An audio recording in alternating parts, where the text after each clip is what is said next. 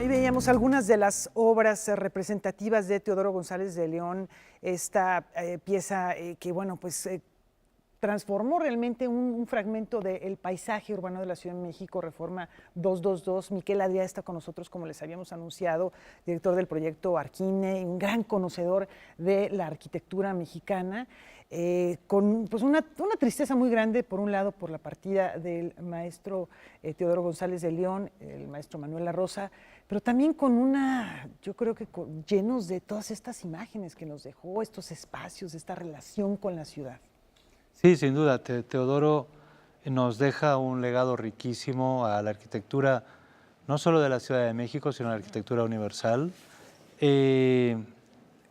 Fue alguien que supo crear un cierto sincretismo entre la herencia de la arquitectura de Le Corbusier, con el que trabajó durante 2 años, 48 y 49, en obras tan singulares como la Unidad de Habitación de Marsella o Saint-Dié, también la arquitectura prehispánica.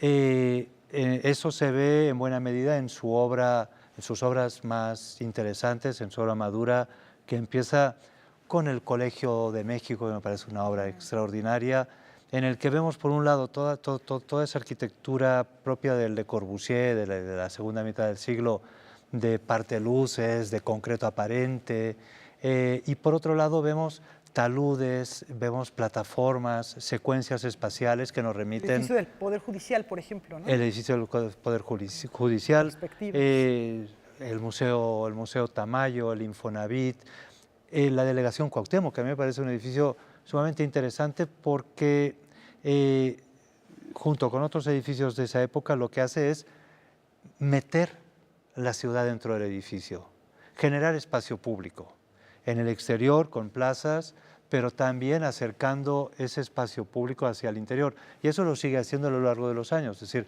en Reforma 222, por ejemplo, vemos cómo el Paseo de la Reforma entra hasta el interior. Es decir, esa idea de aprovechar la arquitectura como una manera para hacer una ciudad mejor, un espacio público más integrador, más amable, es fundamental en toda su trayectoria.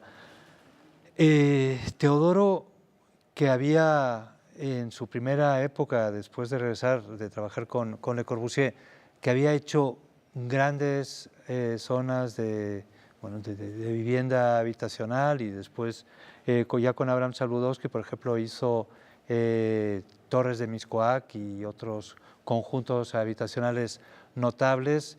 La renovación del Auditorio Nacional también. Sí, eso ya sería de hecho la última obra que hace con Abraham ya a principios de los 90, en el que lo que hace es tratar de crear esas condiciones de espacio público, de monumentalidad, del espacio de representación.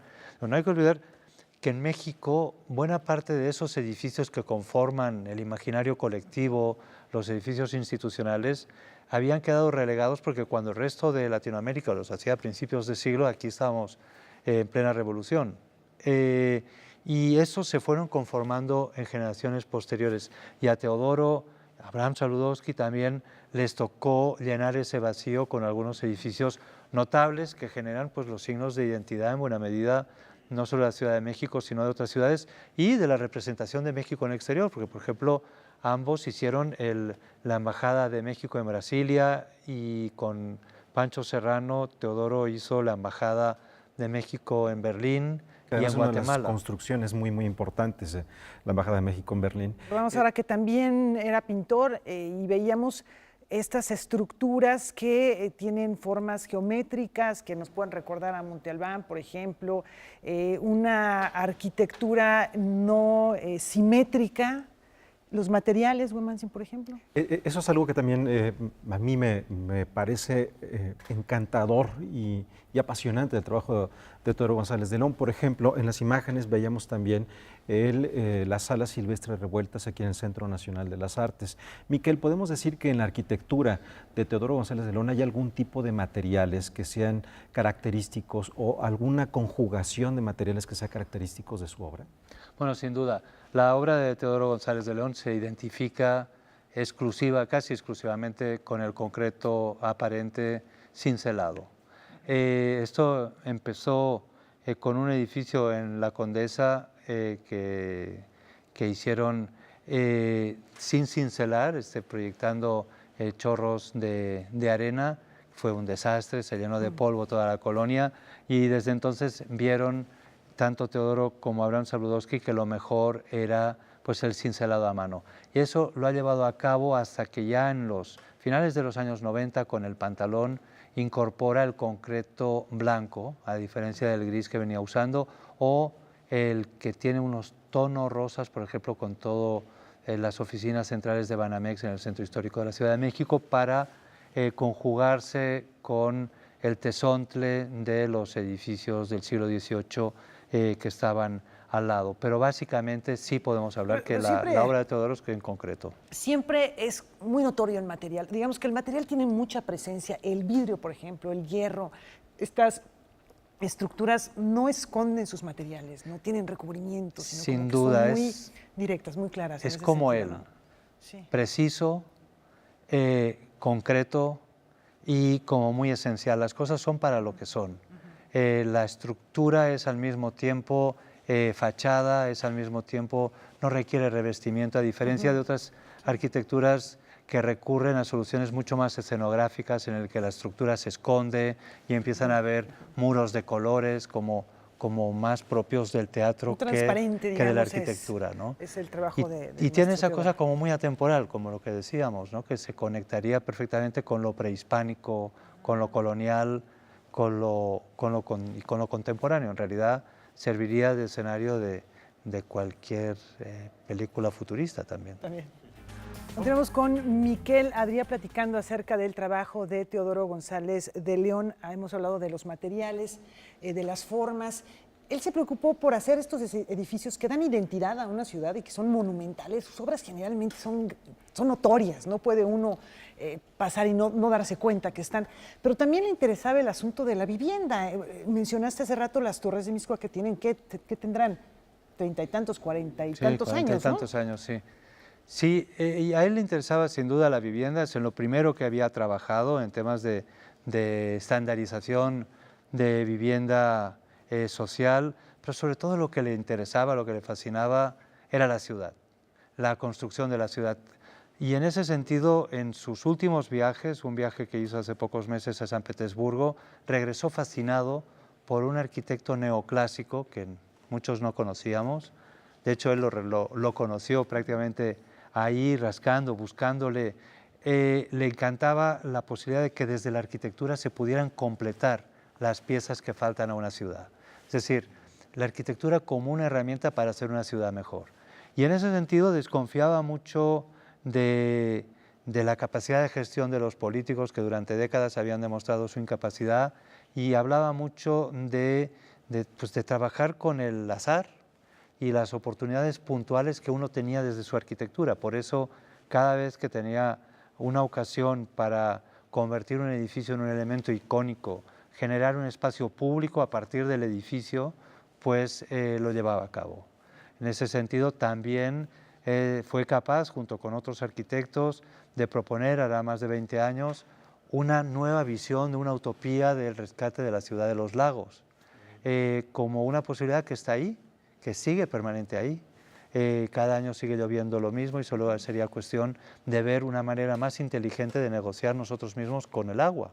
Un agua que en el siglo XVII había inundado varias veces la ciudad durante años, un agua que puede ser un problema, pero que finalmente ya a estas alturas del siglo XXI es sobre todo un factor de riqueza, es un factor sumamente necesario, codiciable y con el que hay que manejarse de otra manera. Y en ese sentido, el proponer el rescate de la ciudad lacustre tiene esa condición visionaria que compartía con buena parte de la comunidad y que llegó hasta hacer algunos dibujos muy al estilo de Le Corbusier, en el que veía cómo podía ser ese nuevo paisaje y esa proyección de futuro, eso que nos sigue faltando tanto en una ciudad fantástica como es la Ciudad de México, que es un proyecto de futuro, un proyecto de cómo queremos que sea nuestra ciudad. Que publicó Clio a mediados de los años 90, este trabajo de Teodoro González de León, junto con Alberto Calach, que presentaban justo titulado Ciudad Lacustre, ¿no? Así es. Y bueno, Teodoro González de León también, Laura, recordarás, Miquel, que hace unos días, hace unas semanas, tuvo una postura frente al espacio escultórico en Ciudad Universitaria, hablando justo del rescate de la zona, el diálogo de los materiales, el diálogo de la obra con el entorno más allá de las zonas limítrofes, ¿no? Estábamos platicando acerca de estas formas hiperbólicas, hiperboloides. Bueno, sí, estábamos viendo la capilla en Cuernavaca, ¿Sí? la capilla abierta, que es un hiperboloide hiperbólico, conocido más como una silla de montar, que es un proyecto de Félix Candela para el desarrollador En Ciudad Universitaria hay otro, y bueno, Basurto, pues, sí. restaurantes. Así es. Un apunte a propósito del trabajo de La Rosa, Miquel. Pues Manuel La Rosa fue un personaje clave desde la crítica, participó permanentemente como un intelectual de la arquitectura y tiene algunas obras que eran experimentos, casi ensayos espaciales muy ricos. Concretamente recuerdo una casa que tuve oportunidad de visitar muchas veces en San Jerónimo, en el que partía de la idea del espacio continuo, un poco a la manera que proponía Adolf Loos, en el que no habían habitaciones específicas, no habían puertas, sino que era el round plan, la idea esa del espacio fluido que sube, baja y va produciendo distintas experiencias con unas ventanas en forma de ojos, con unos plafones que eran como marimbas y en el que todo era un ensayo espacial para generar emociones. Estaría muy cerca de la arquitectura emocional. Y bueno, la relación que tenía con tantos artistas, con Gurrola, en fin, los espacios que creaba con esta idea de los museos dinámicos en los cuales se podían realizar tanto exposiciones como obras teatrales y que pues, invitaba ahí a la comunidad cultural. Entonces, bueno, pues sí, con esta idea de búsqueda todo el tiempo, ¿no? Sí, así es. La verdad es que una ardua tarea también desde la crítica, desde textos lúcidos que había participado para construir esa cultura alrededor de la arquitectura. ¿Algún apunte? Tú tenías una... Sí, bueno, lo que pasa es que lo importante ahora también es tener presente el trabajo. En el caso de Manuel La Rosa, seguramente podremos acudir a sus textos de crítica, seguir, yo creo que cultivando lo que él comentaba hace un momento, el ensayo, el comentario, la observación de la arquitectura. Y tú tienes una actividad, Miquel, yo creo que sería también para nuestro público importante darle seguimiento, porque va a haber una especie de guía para quienes deseen conocer la obra de Teodoro González de León. Sí, así es. Teníamos previsto, ya habíamos agendado con Teodoro, de presentar la guía de arquitectura de Teodoro González de León, presentarla el próximo domingo a la 1 de la tarde en el Museo Tamayo, y pues decidimos, en el mejor espíritu de Teodoro, seguir con lo acordado. Y así, pues con el INBA, con la Secretaría de Cultura de la Ciudad de México y también con el Colegio Nacional, vamos a estar en el Museo Tamayo presentando esta guía, tremendamente útil para festejar a Teodoro. Qué mejor manera que recorriendo sus obras, que finalmente esto es lo que nos deja, y como esa herramienta de bolsillo consultable para podernos acercar mejor y entender cuál fue ese proyecto. Y el próximo mes vamos también a contar con William Curtis, el crítico, uno de los grandes críticos de arquitectura del siglo XX y autor de varias monografías sobre Le Corbusier, con el que somos coautores del libro de obra completa de Teodoro González de León. Y el día 22 vamos a estar de octubre en el Colegio Nacional, vamos a estar presentando esta tercera edición ampliada que revisamos hasta el último día con Teodoro y que expresa pues, el optimismo de sus últimos años. Muchísimas gracias, Miquel. Estaremos al pendiente de estas actividades para recordarlas a nuestro público y que siga presente el trabajo de estas personas que tanto han aportado, de estos grandes artistas, grandes creadores. Muchas gracias.